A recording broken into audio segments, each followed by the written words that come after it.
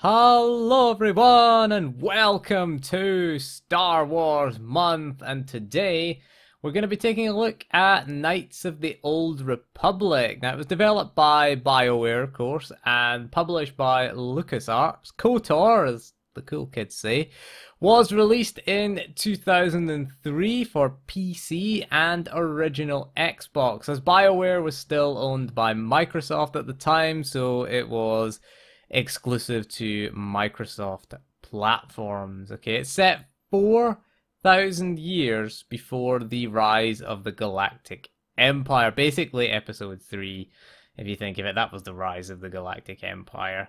Knights of the Old Republic starts you out in the middle of the Jedi Civil War between the Republic and the fallen Jedi who returned from the Mandalorian Wars as Sith. Okay, these Sith are led by Darth Malak, who assumed the mantle of Dark Lord by turning on his master Darth Revan, both of whom were former Jedi and led the Republic to victory against the Mandalorians in the Mandalorian Wars. So you start out aboard the Republic starship called the Endar Spire, which is under attack from Sith forces. You have to escape the doomed vessel with the help of Republic officer Cartho Nasi.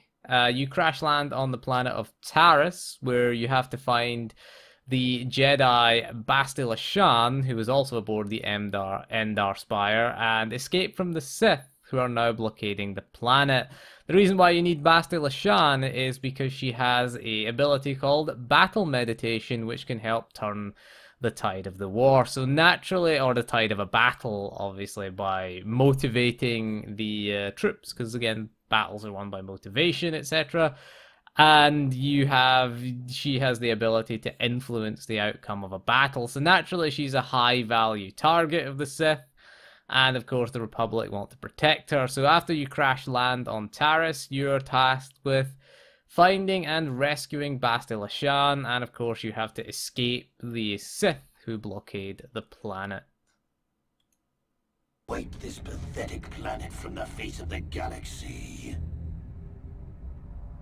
KOTOR was released for the original Xbox, so if you own an Xbox, then all you have to do is pop the game in and away you go. It is the easiest way to run the game, I will say that. Okay, all you have to do is if you own an original Xbox, put the disc in, and that's it. That's all you have to do to get playing the game. The only downside is you can't get the DLC content anymore. It's not worth bothering about, to be honest. It's just a space station above Yavin with a vendor, and there's not much else there. But it was free at the time. Bear in mind, 2003 DLC, it was free. KOTOR is playable on Xbox 360. I say playable, but there are a few issues with that version, such as the aspect ratio is off. It is 4:3 and does not support 16:9. So what it does is it just stretches the image to the full size of the screen, because the Xbox 360 will not run, if you run with the high definition resolutions, which most people do. If you're running with HDMI or anything like that on an Xbox 360, it will stretch everything to 16:9. So it's just a stretched 4:3 instead of a native 16:9 presentations. There are also a lot of slowdowns, a lot of sound issues. Audio cuts out quite a bit as well. The music in particular really cuts out, which, you know, the music is pretty good in this game. The music is amazing. The score is excellent. So if you're going to play with the console version, the original hardware is the better option. It has the least issues. Again, it's the easiest one to run, okay? You will need to own the physical version of it to play it on 360, though, as no digital version came out for the console. With Xbox One, if you get an Xbox 360 game on backwards compatibility, they put it on the Xbox Store, as well as you can use the disc version as well to download it.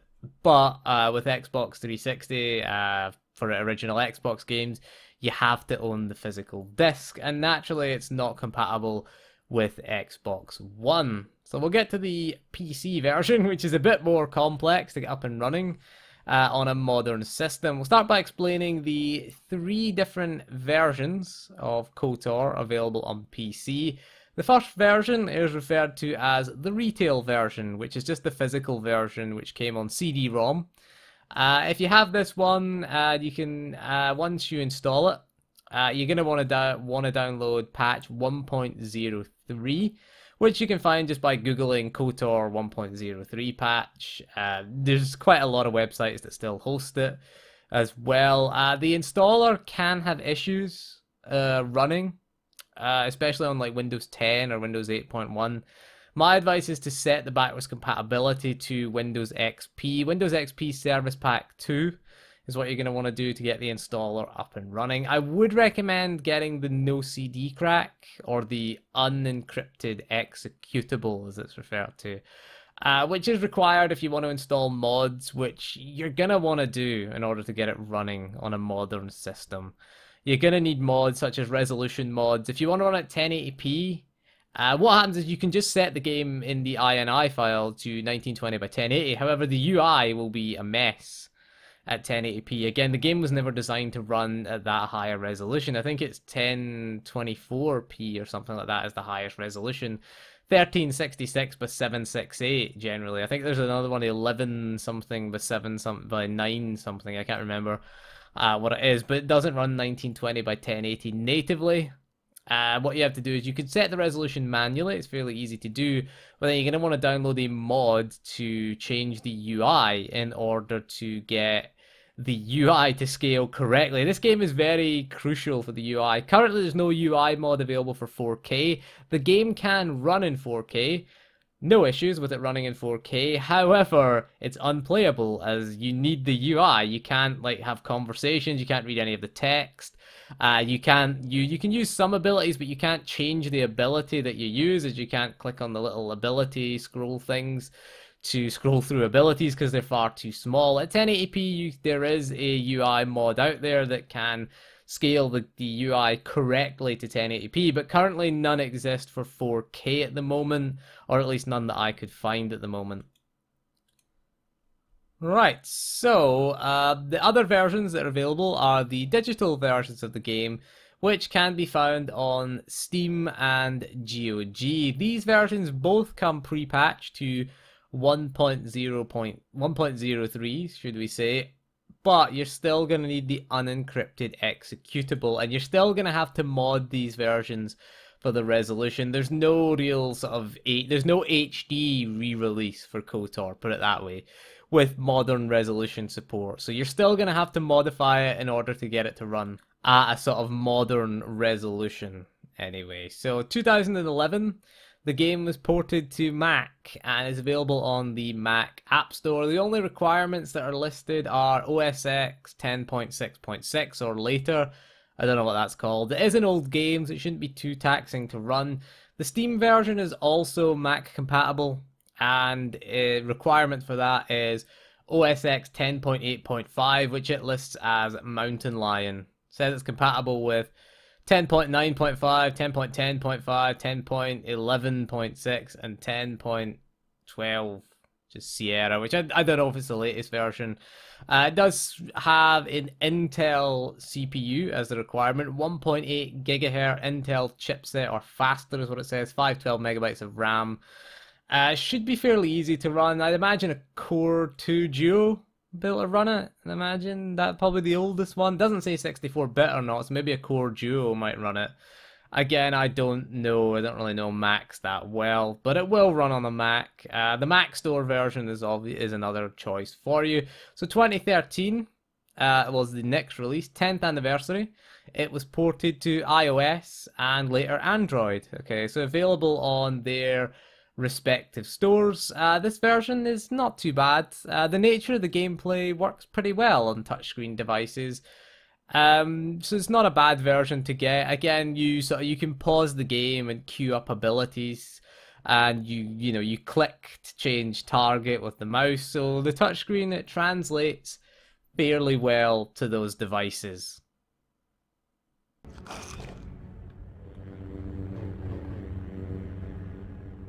You cannot win, Revan.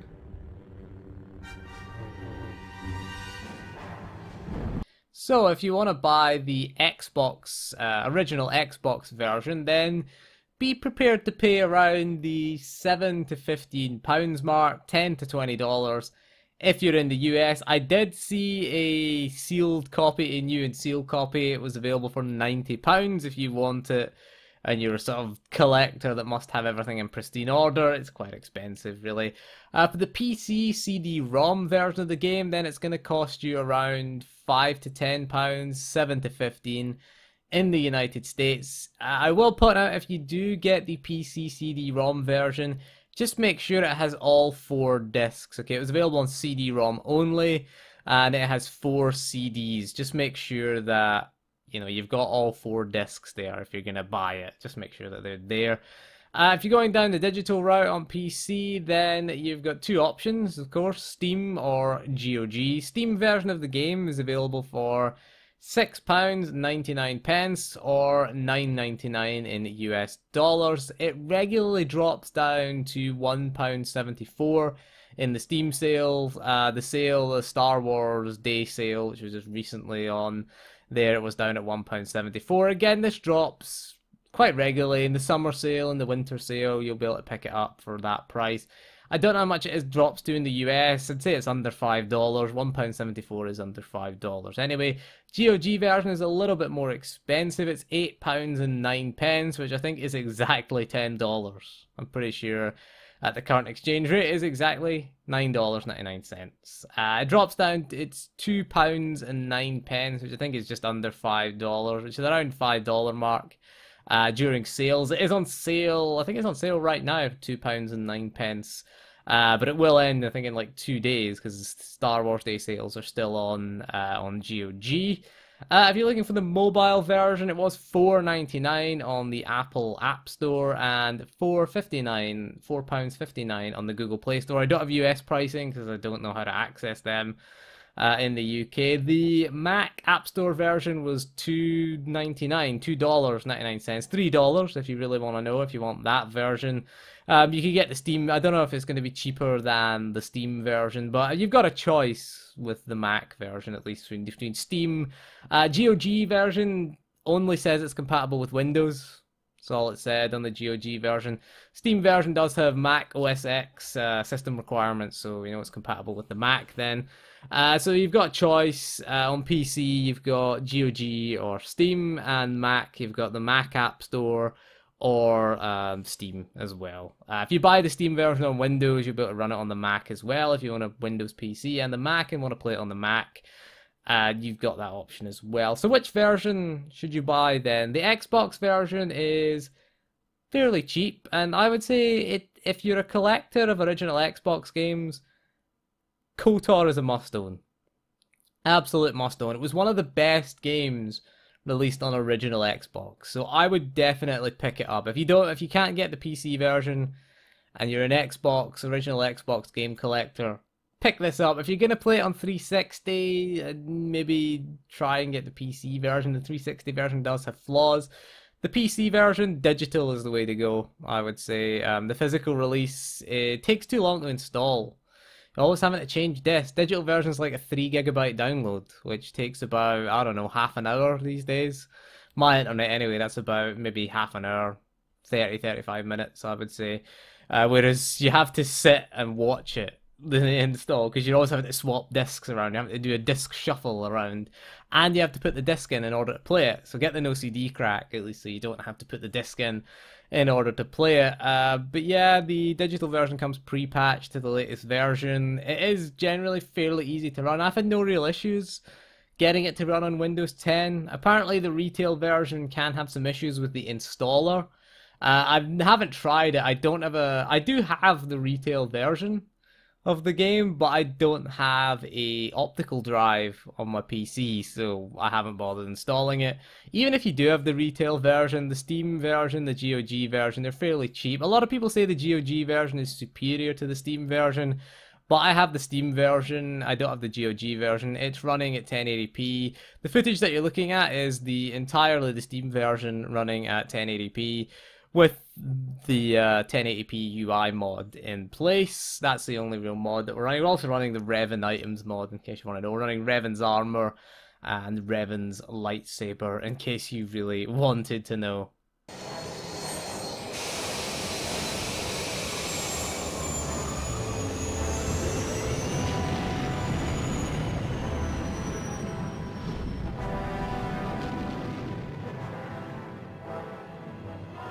When Knights of the Old Republic was released in 2003, it was considered one of the best RPGs of its generation, and this still holds up today. It's still one of the best RPGs ever made nowadays. People still consider it as one of the finest ever made. Certainly on the original Xbox, it was arguably that or KOTOR 2 was the best RPG on original Xbox. On PC at the time, yes, it was. Had issues on PC at the time. It had a few issues, few bugs, a lot of performance issues as well on PC at the time. It was a BioWare game on PC that had issues. Imagine that.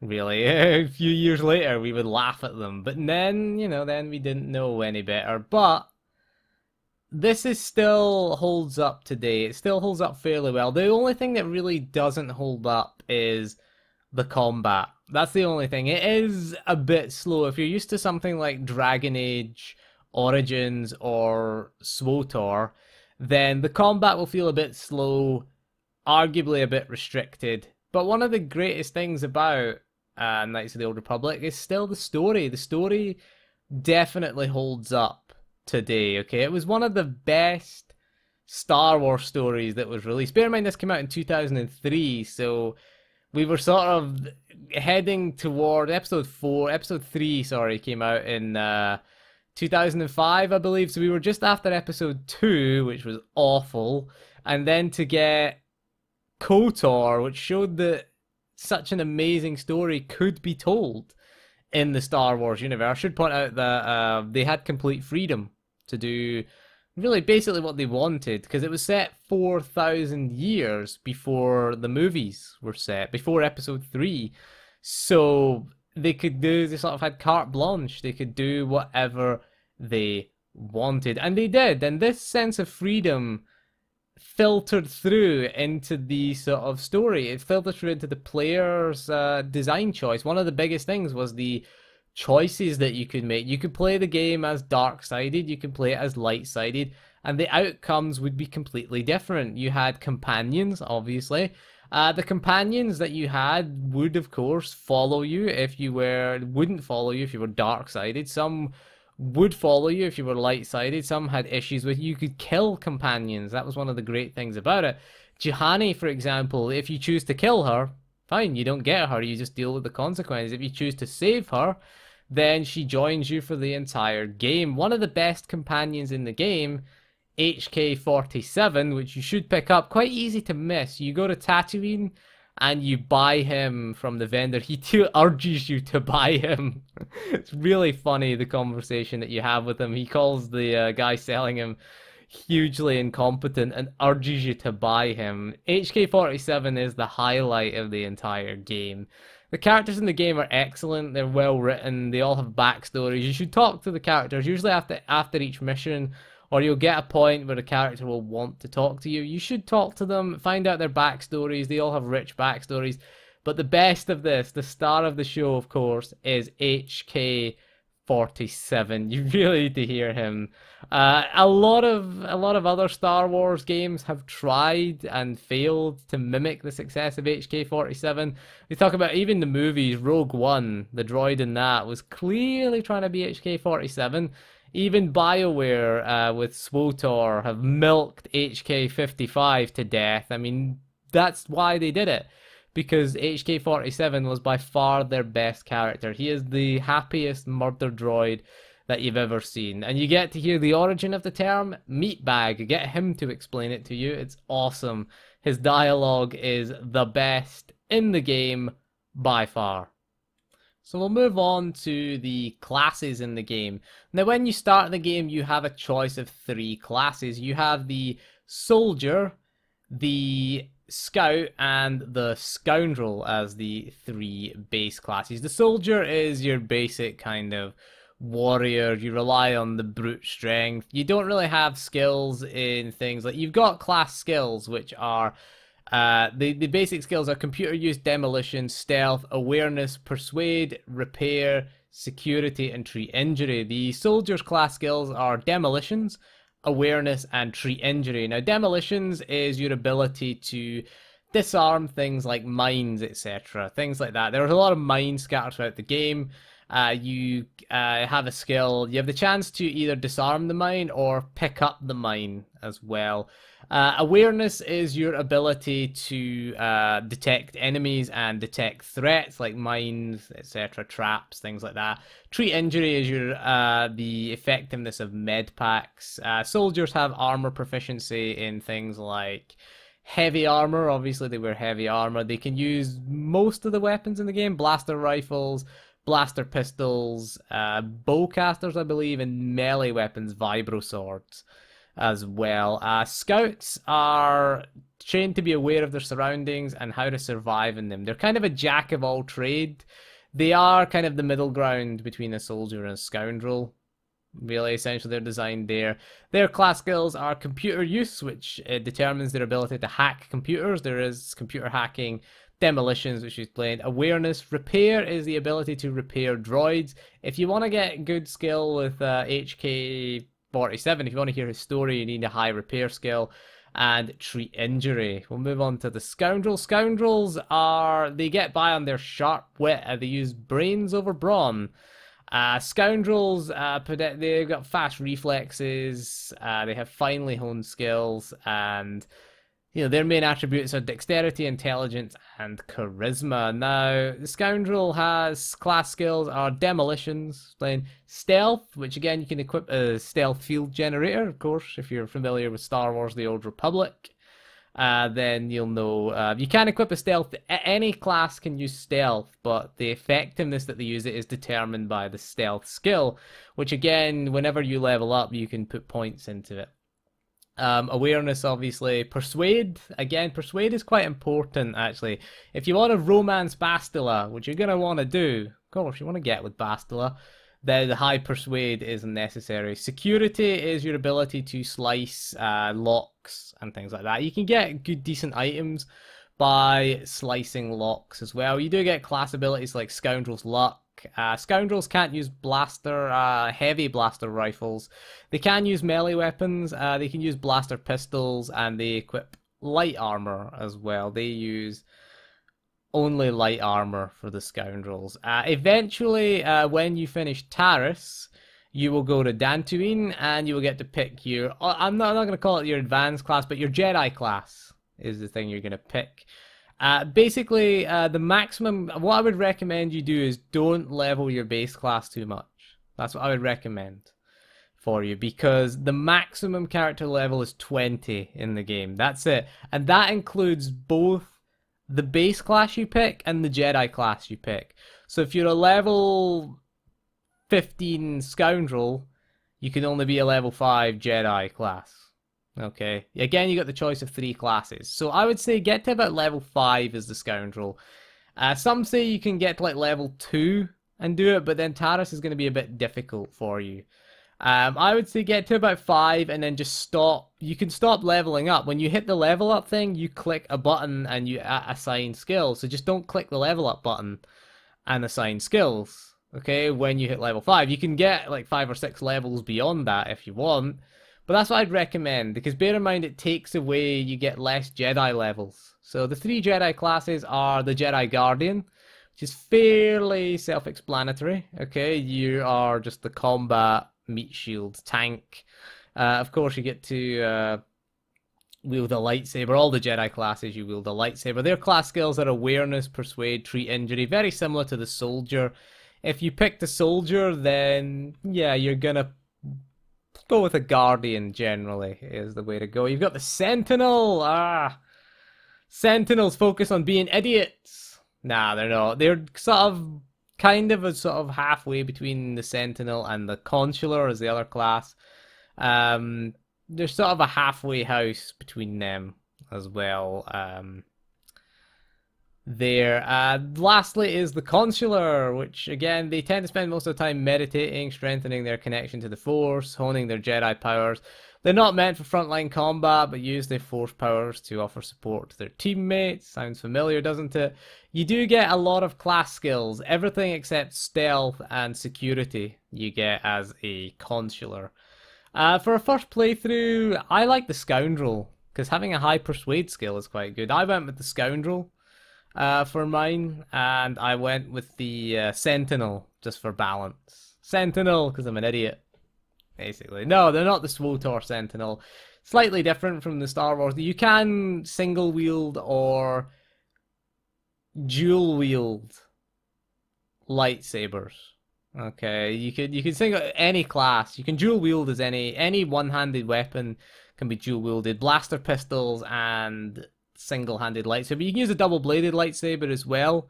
You do suffer an accuracy penalty in the offhand and the damage. I think you get a damage penalty in the offhand as well. So after that, we've explained the classes. It is a pretty interesting game. My favorite planet in the game is Taris, I would say. I love Taris. A lot of people tend to want to skip Taris or get off Taris as quickly as possible, but I love wandering around.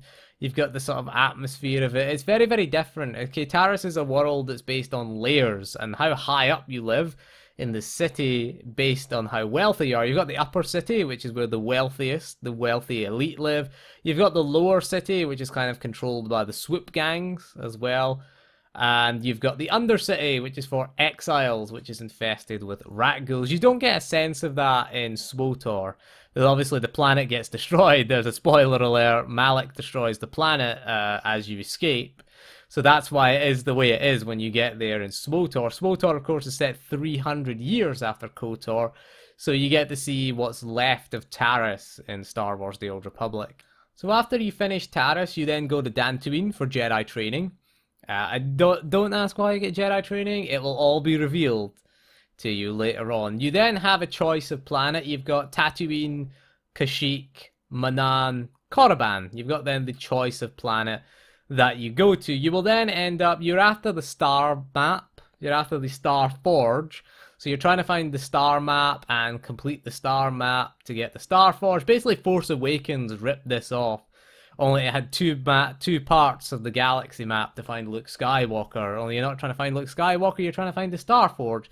This one has several parts of the galaxy map. So there you go, Force Awakens ripped off KOTOR in its basic premise. So yeah, you go to each planet. Each planet obviously has its own sort of problems and side quests. I quite like Manaan, that's pretty cool. I get kicked out of Manaan every single time though, so I poisoned the Kolto. And I get put on trial in Manaan, that's quite fun. Getting put on trial twice and lying to them. My persuade skill wasn't high enough to convince them it was the Sith that did it. So I get kicked out and exiled. You get to go to Kashyyyk, of course, home world of the Wookiees.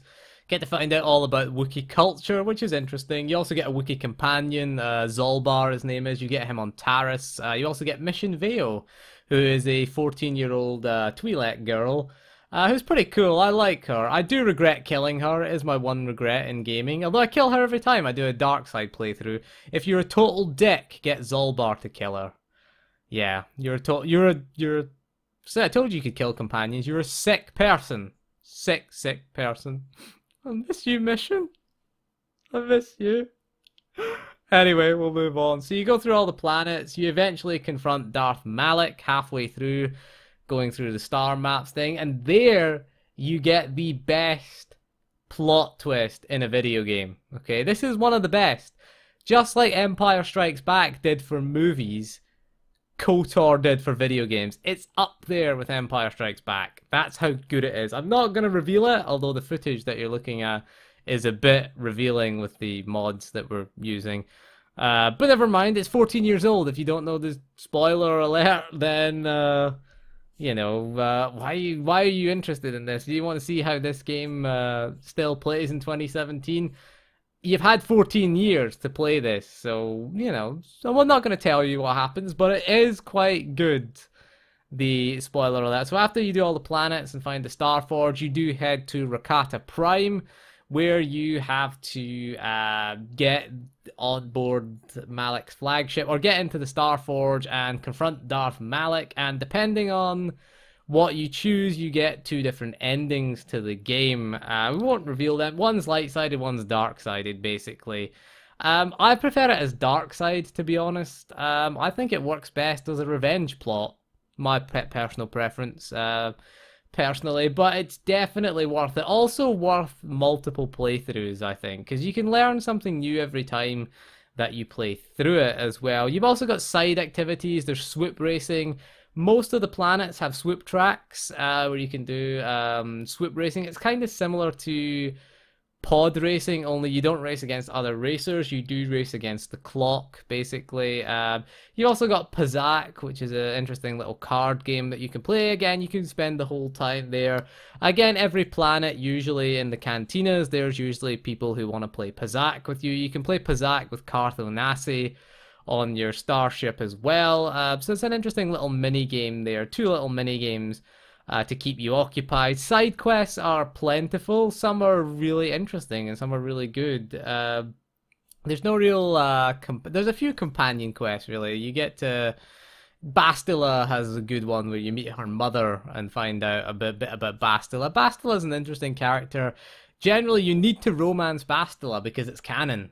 Regardless of doing a light side or dark side playthrough, you have to. How will Sutil come alive? Swotor is gone if you don't romance Bastila. You won't have Sutil or Theron if you don't romance her. So get working on that Bastila romance. I play a scoundrel, so I get high charisma at the start. Having high charisma, high persuade, get in there. She likes the charismatic men, does Bastila. You need to get in there with Bastila, otherwise how will Jace Malcolm? He'll be lonely in SWTOR if you don't get in there with Bastila. But yeah, you're gonna want. If you play a female character, you can romance Karth, which is non-canon. Incidentally, I should point out you can play a female character, but Revan canon was male. Oh shit, I just gave away the spoiler. Oh no, there it goes. 14 years you've had. There you go. There was spoiler warning there. So you've had 14 years. The video footage is giving it away. So there you go. Little bit of a spoiler there for you. But if you're complaining about spoilers, it's a 14-year-old game. So anyway, we will move on swiftly to the conclusion now. Commentary. I say we blast the meat bag and save you the trouble, Master. So overall, I would say Star Wars Knights of the Old Republic is the best Star Wars game out there right now. I think it's the best Star Wars game that you can get. In terms of the story, it's excellent. I love the fact that they were just given the freedom to do it, and as a player, you have the freedom to really make it your own. I mean, I know canon, you're supposed to play light-sided and be the prodigal knight, but I wanted revenge, and I always play it dark-sided. I think it's better as a revenge plot, personally. So that's how I play it, and that's the good thing about KOTOR, is it's very personal. Each version is very personal, which makes doing sequels and doing stuff in the Old Republic era quite difficult, I think, for developers. And even a lot of people want a movie set in the Old Republic era. I don't, to be honest with you. I mean, I kind of would like it, but I like the sort of personalized storytelling that you could have, and video games are a great medium for that. And that's one of the greatest things about KOTOR, is everyone's character is unique to them. Some people romance Bastila, some people don't romance Bastila, some people romance Karth as well. Some of us wanted to put a bullet in the back of, or a laser in the back of Karth's head. You can't kill Karth. That's the thing that you can't do, is kill Cartho Nasi, which I would like to do. He ruins the fun if you're dark-sided. I want to extort, murder, and sleep with Bastila, and he just ruins it. Just a weight around your neck. He's like Kaidan Alenko, basically, in Mass Effect, which came later than KOTOR, but, you know, or Kaidan Alenko's like Karth, really. You can't kill him, though. You can kill Kaidan. Everybody killed Kaidan, obviously. I mean, he was annoying at the time. But yeah, KOTOR is definitely worth picking up. If you're a Star Wars fan, I would say you owe it to yourself to play this game.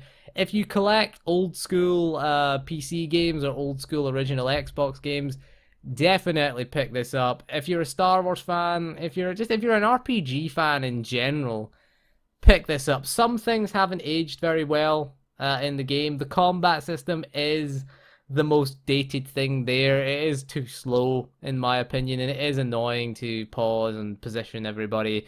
The AI can be a bit lethargic at times, and there are some technical issues with the PC version, most of which can be solved through mods. Okay, you're gonna have to mod it, so it is a bit of a challenge to get to run well, but usually if you get it running, it should run fairly smoothly and fairly easily. Always had issues on older PCs getting it to run, but you know, there's plenty. The good news is, because it's such an old game, there's plenty of people out there with solutions to problems, and there's plenty of people who've made mods and things. The mods I'm using are the resolution scaling mod for 1080p, and the Revan items mod, which gives you Revan's outfit, and you can get Revan's outfit in game. I would recommend enabling the console, which you just go into the INI file and change it. Cheats enabled equals 1 or something like that. So you just press the tilde key, and you can give yourself items. You can also use it as a quick travel. I use it as a quick travel, to be honest. Sometimes I can't be bothered walking through it. There are a few bugs with combat, though. The PC version in particular does have a few bugs with the rules. Now, the combat uses the Dungeons & Dragons 3rd edition rule set, which I think has been quite poorly implemented here, to be honest with you. There's a lot of bugs. You get a lot of misses, to be honest. Miss all the time. And this can be fixed by going to console commands and just setting stats quite high so you don't miss. There are mods out there that can help fix this, but I just tend to go in and just use the console commands just so I don't miss every time, which is quite annoying. Now, I'm cheating using that Revan armor because it does give me, sort of heals me every time I take damage as well, that modded Revan armor, but I want it to look like Revan. Revan's armor does exist in the game, but it doesn't have the mask, and it doesn't have the hood. So it's hood down armor, hood toggle, essentially. Put that in SWTOR, please, BioWare. So it has the hood down and you see the character's face, but if you want the mask, I'm using Revan's lightsaber as well, which has an interesting effect. Whenever you go through a loading screen, it cuts your health in half, weirdly, if you use the Starforge crystal, which is a modded crystal there that has a little effect on it. So that's what I'm using for the game, but I would recommend using mods and make the game more interesting, and it definitely is worth your while playing through this year. Certainly, any year. It is one of those games that it has aged well. The story is excellent. Should we get an HD remake? I would like just a remake of it. Just keep the story and remake it, would be saying. Don't do a sort of reboot. Do a remake. Okay, because the story is perfect the way it is. Okay, I love the story. Don't change the story. Don't make Revan a lesbian, otherwise Teal Shan will never be around and Theron will never be around if Revan's a lesbian. So we can't have that. We could be a female Revan, I guess, you know, and still have Sutil and Theron around. You know, you'd have, well, they can't be called Shan, mind you. They'd be called Onasi, maybe? Yeah, that's the only thing. It'd be Sutil Onasi, because you did romance Karth. Is the other. That's the other option, you could argue. There's kind of a lack of romance options, maybe, in the game. I don't know, can you romance Juhani? I've always killed her. I've never really noticed. You can't romance HK-47, which is the perfect bromance in the game. You can have the bromance with HK-47. Of course, you can't romance Mission. She's only 14, you know. God's sake. People, calm down. No, you can't. Just no. There's no other character. You can't romance Jolie. Can you romance Jolie Bindo? No, I don't think you can. Can't romance Zolbar either. You can't get some Wookiee loving. Can't get some big, sexy Wookiee loving. Keep you warm at night, you know. It'd be good to spoon with a Wookiee. Imagine spooning with a Wookiee would be quite good. You know, they'd hold you and keep you warm in those long winter nights. Maybe that's how Han Solo and Chewbacca, you never see them in private. Just wondering. Just putting it out there, you know, just putting it out there. Bet there's some slash fiction out there. Han Solo and Chewbacca porn. Don't post me links for that. I don't want to know, and I'm not gonna search. Where's that Google? No, not gonna search. Anyway, we're back to, we'll get back on point. We've gone way off topic there. Way off topic. So next time we're gonna take a look at Jedi Knight Jedi Academy, which was the final game in the Jedi Knight series. So we'll take a look at that next time. But anyway, that is all for this video. So thank you for joining me, and we'll see you again soon, and goodbye.